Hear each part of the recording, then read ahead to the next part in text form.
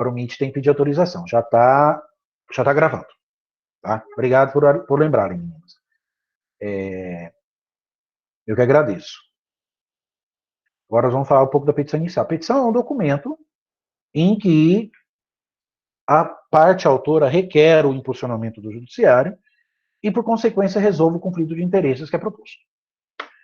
Mas para que alcance o objetivo, é necessário que preencha os requisitos do artigo 319 do Código. Lá tem 7 incisos. Estes 7 incisos devem estar presentes porque eles vão especificar bem o porquê que a parte aciona o Poder Judiciário e qual é a pretensão processual da mesma perante o juízo. O primeiro dos requisitos é o endereçamento. Está lá no 319, inciso 1º. O juízo ou tribunal para o qual é dirigido. O que a gente chama de endereçamento. Sendo o documento, eu tenho que endereçar a alguém. Eu vou endereçar a quem? Ao juiz, que vai solucionar a lide. Excelentíssimo senhor doutor juiz de direito de uma das varas cíveis da comarca de tal lugar. Vamos lembrar que quando é comarca, é justiça estadual. Quando é justiça federal, é excelentíssimo senhor doutor juiz federal da seção judiciária de tal localidade. No caso aqui em Três Lagoas seria da subseção judiciária de Três Lagoas, seção judiciária de Mato Grosso do Sul. E por que essa distinção? Porque a lei que criou a Justiça Federal não fala em comarca. A lei que criou a Justiça Federal fala em seção ou subseção judiciária. Tá? Então é por isso que a nomenclatura é diferente daquela determinada no processo. Tá? Daquela determinada, no processo. Daquela determinada na Justiça Estadual. É o endereçamento. Aí depois, pede-se a qualificação de autor e do réu. Na qualificação, eu tenho que colocar o nome e sobrenome da parte, de forma completa. A nacionalidade não é exigida, mas no novo código. Porém, é importante eu colocar. Para quê? Para que eu possa identificar detalhadamente quem litiga no juízo, quem litiga no processo. Quem é o autor e quem é o réu.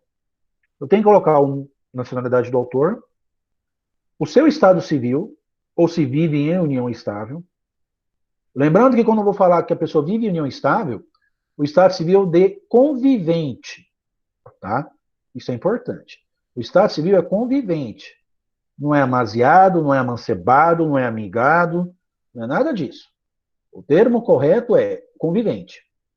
Quem quiser colocar vive em união estável, não tem problema. O que não pode é colocar expressões pejorativas. Por exemplo, amancebado. É uma expressão absolutamente pejorativa. Estado civil são 5. Solteiro, casado, separado judicialmente, que ainda existe, divorciado ou viúvo. É importante eu colocar.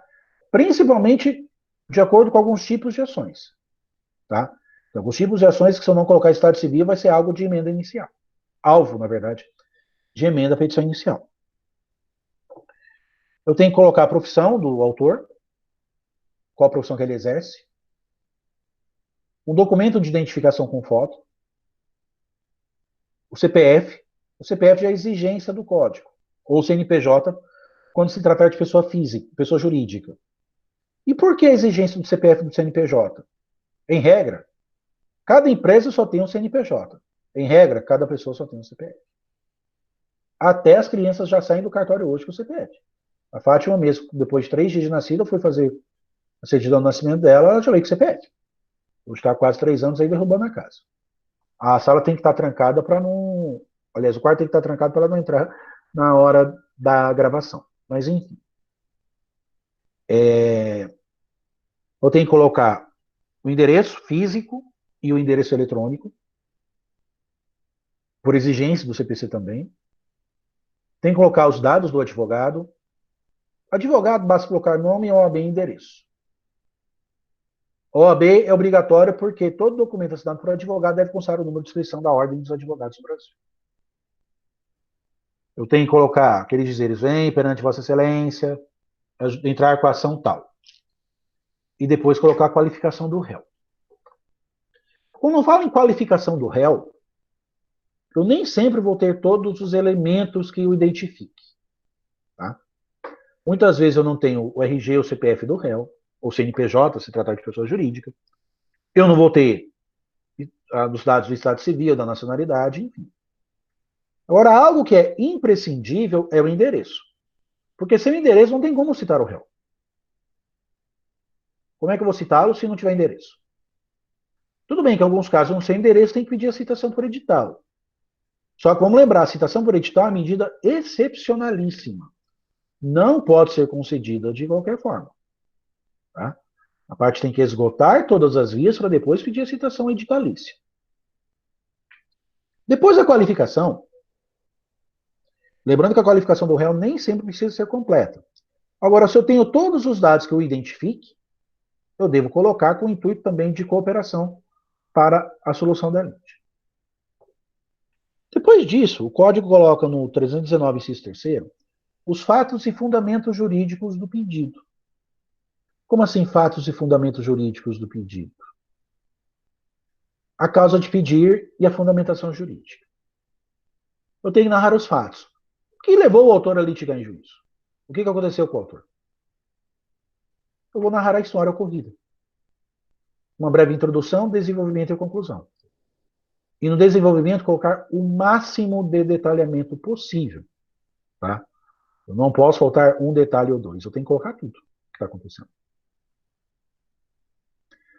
Colocar, por exemplo, a briga, colocar a questão, se for uma investigação para paternidade, a relação do suposto pai com a mãe da criança, se for uma indenização, o ato ilícito praticado pelo réu, se for alimentos, eu tenho que narrar que o pai ou a mãe não contribui com o sustento, guarda e educação dos filhos, e assim por diante. Eu tenho que narrar com o máximo de detalhes possível. Tomar cuidado para não ser um texto prolixo e uma história redundante. Uma história que tem começo e não tem fim. A história tem que ser bem escorreita. Eu tenho que narrá-la de uma forma bem detalhada. Evitar um texto demasiadamente curto que impeça o juiz de analisar aquilo que aconteceu. Nem pode ser um texto totalmente longo, a ponto de tornar a leitura cansativa. Tá? Eu coloco o tópico dos fatos e depois coloco o tópico do direito. Embora o código coloque fatos e fundamentos, é importante eu colocar dos fatos e do direito. Por quê? No direito vai estar minha fundamentação jurídica. Eu faço um pedido em juízo? Faço. Mas baseado em quê? Eu não posso fazer pedido sem que a lei não me resguarde. Não posso fazer nada contrário do que a lei determina. A lei, a Constituição, etc. Ali vou colocar a letra da lei, vou colocar doutrina, vou colocar jurisprudência. Os ensinamentos dos tribunais, os ensinamentos dos estudiosos do direito e, além disso, o embasamento jurídico legal. Qual lei que resguarda meu direito? Qual lei que resguarda meu pedido? Até falar em doutrina, não me veio um negócio na cabeça agora.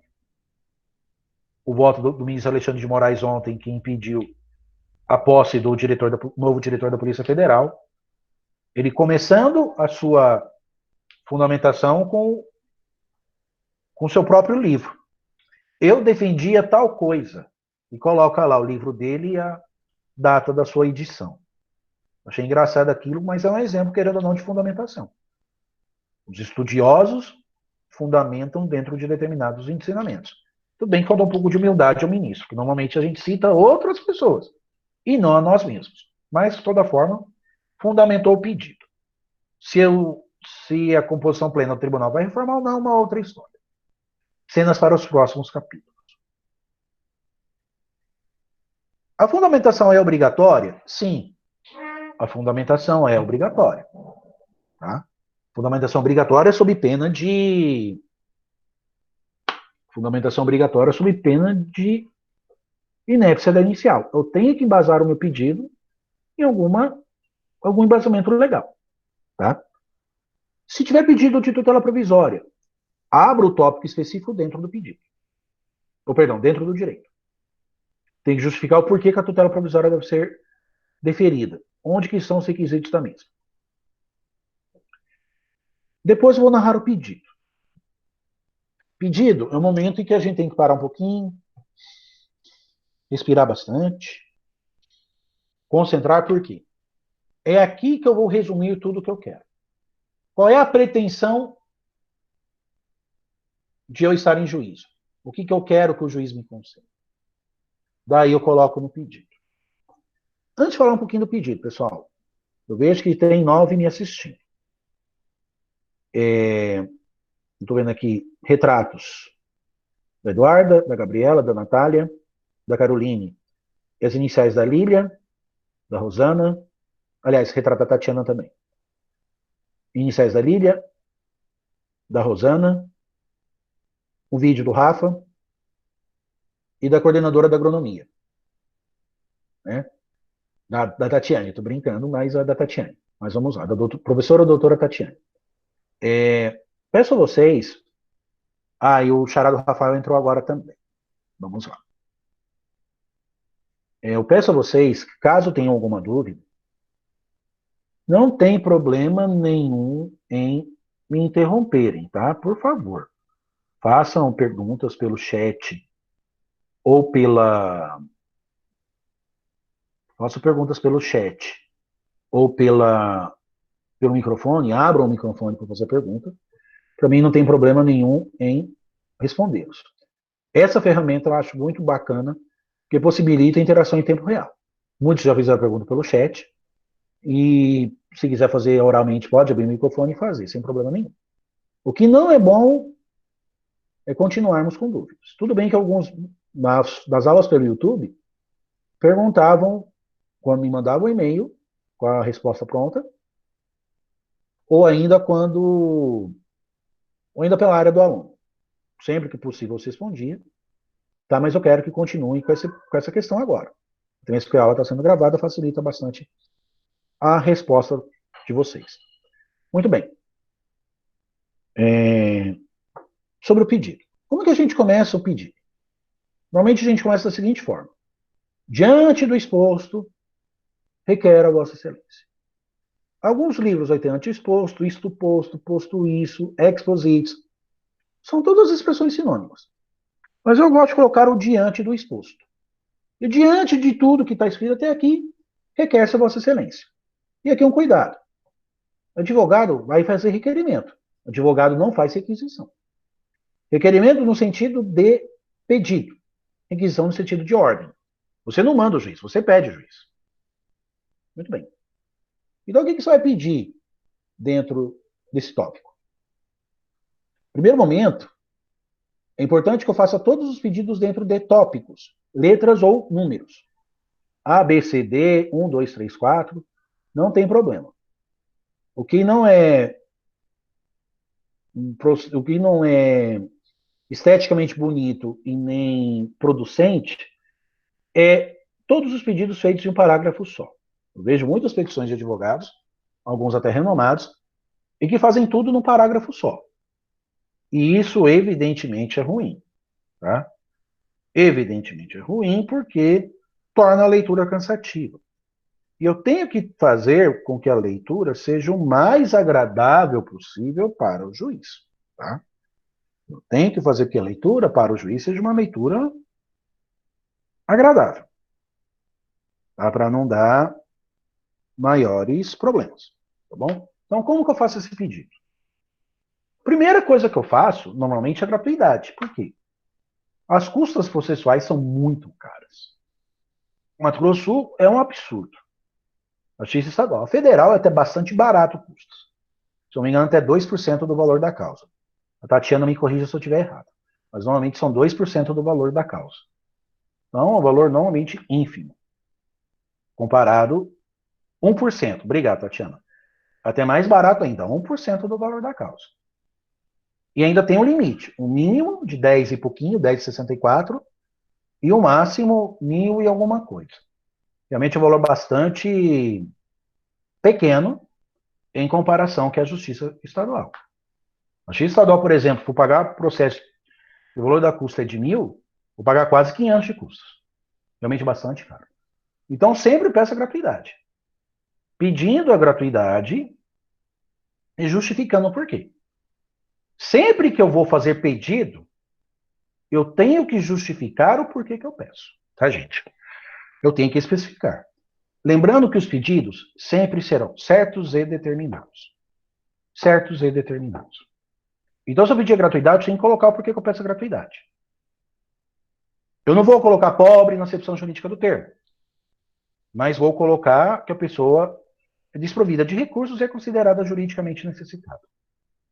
Vou fazer o pedido, se tiver tutela provisória, da concessão da tutela para que o réu cumpra. Depois, se tiver tutela provisória. Se não tiver, eu parto direto para o pedido de citação do réu. Embora o código hoje não faça mais a menção expressa de que o autor deve requerer a citação do réu, é importante que eu peça, por quê? Porque a relação jurídica não vai se fechar se não tiver o réu no processo. Tá? Isso a gente tem que ter em mente. Não vai ter processo se não tiver réu. E não vai ter réu se o mesmo não for citado. A citação eu posso requerer, aliás, devo requerer na petição inicial. Tá? Se tiver caso de um MP intervir no processo, peça a intervenção do MP. O MP normalmente intervém quando? O MP normalmente intervém naqueles feitos em que há questões de família e que há interesse socialmente relevante. As hipóteses de participação do MP no processo civil são descritas lá no seu artigo 178. Depois do pedido de intervenção naqueles casos em que é possível, eu peço a procedência da ação. Procedência, cada pedido eu faço para procedência em tópico específico. São 3 pedidos. Procedência para o pedido 1, procedência para o pedido 2, procedência para o pedido 3. E delimitar o porquê da procedência. O juiz acolhe o pedido do autor. Por exemplo, para condenar, quando pagar, o réu pagar a indenização. Procedência da ação para condenar o réu a pagar ao autor indenização pelos danos causados, pererê, pererê, pererê, no valor de tanto. Isso eu tenho que fazer. Tá? Eu não posso esquecer de fazer. E por fim, por último, a condenação nos ônus da sucumbência. O que seria condenação nos ônus da sucumbência? Pagamento de custas e honorários advocatícios. Pagamento de custas e honorários advocatícios. Custas finais e os honorários do advogado da parte vencedora. Os requisitos para a concessão dos honorários de sucumbência. Está no artigo 85 do Código. Depois dos pedidos, que devem ser certos, determinados e elencados em itens, eu faço o protesto por provas. Por que protesto por provas?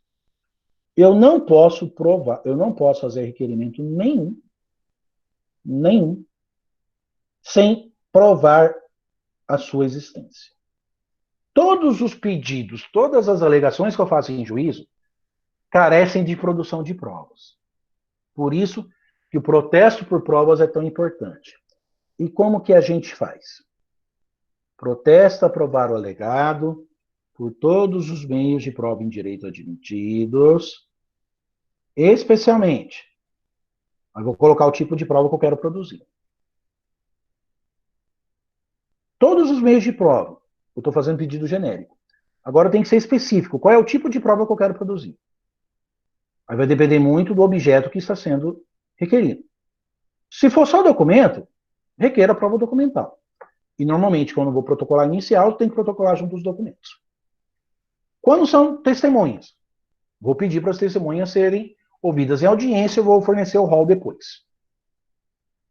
Se for perícia, eu vou requerer a perícia e depois formular os quesitos para o perito responder. Por exemplo, perito engenheiro, um perito médico, um perito contador e assim por diante. Uma perita engenheira agrônoma e assim por diante. Muito bem.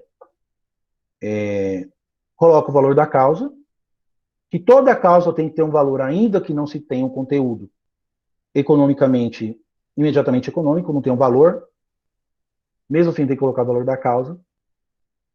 Valor da causa que serve para, em regra, 3 situações específicas. Quais são elas? Fixação de competência, fixação de honorário de sucumbência e fixação do valor das custas. Competência, custas e honorários. Dentre outras tantas utilidades, o valor da causa serve para isso também.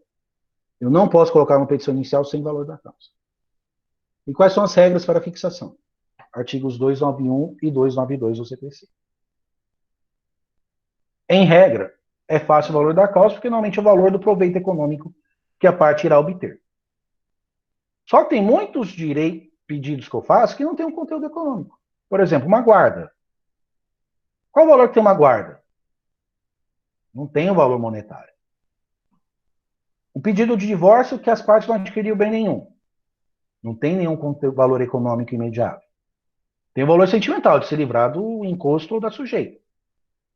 Agora, valor econômico não tem. Mesmo assim, tem que colocar o valor da causa. Não pode deixar de colocar.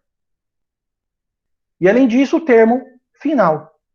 Termos em que pede deferimento, o local, a data e a assinatura do advogado. E por que sempre?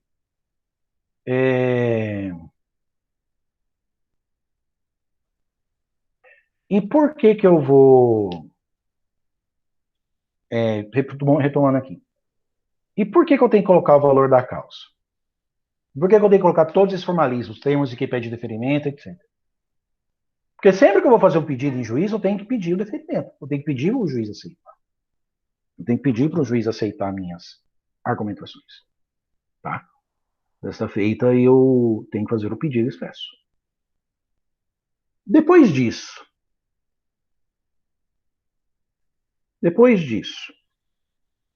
a ação tem que ser juntada com os documentos indispensáveis à propositura, protocolo, vai para a distribuição, nos locais onde tem mais de uma vara competente para tratar do mesmo assunto, ou vai ser registrada nos locais onde só tem uma vara específica para aquele assunto. Feita a distribuição, é recebido o número de processo, é remetido ao cartório competente e depois é remetido ao juiz. Quando o juiz recebe a petição inicial, ele tem 4 situações distintas a fazer. Ele pode receber a inicial e ordenar a citação do réu. Ele recebe a inicial e ordena a citação do réu quando a inicial está redondinha. Quando a inicial preenche todos os requisitos. Sua leitura é fácil, objetiva, a estrutura está boa, os documentos existem, etc.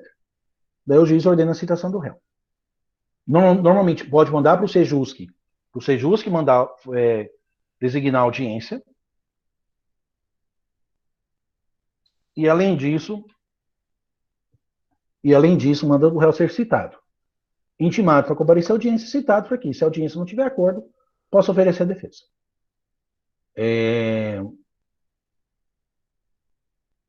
Se a inicial tiver algum problema, algum vício passível de ser sanado, o juiz ordena que o autor emende a inicial no prazo de 15 dias.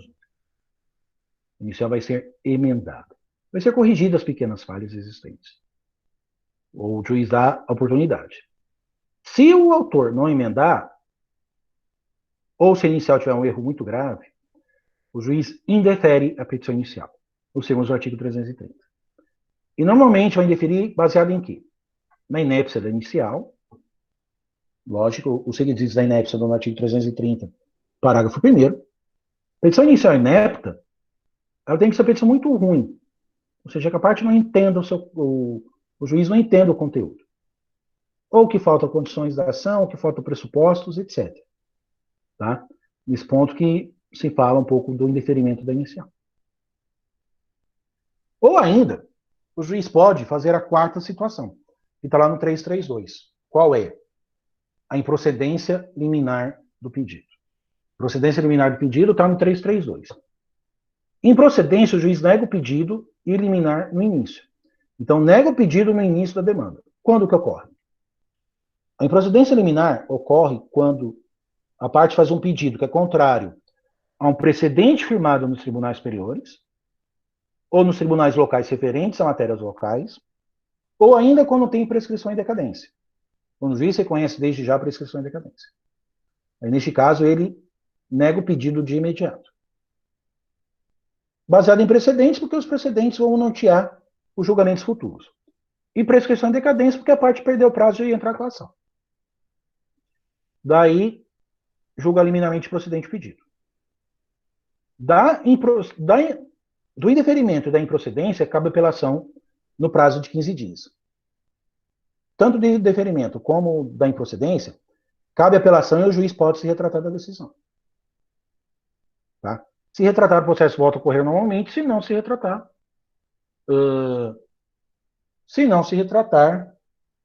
só desligar o telefone aqui, se não se retratar, o processo segue naturalmente, o réu é intimado. Aliás, vai ser citado para apresentar as contrarrazões e o processo segue ao tribunal. Se a parte não recorrer, o processo vai para o arquivo. Normalmente são estes os desdobramentos da petição inicial, desde o seu ajuizamento até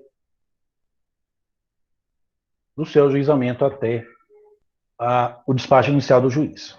Pessoal, essa é a primeira parte de nossa revisão.